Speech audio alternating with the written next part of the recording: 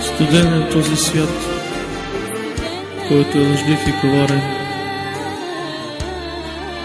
Затова, човече, ти, който да си, ела при Господа, защото ти носиш душа, тя си е твоя.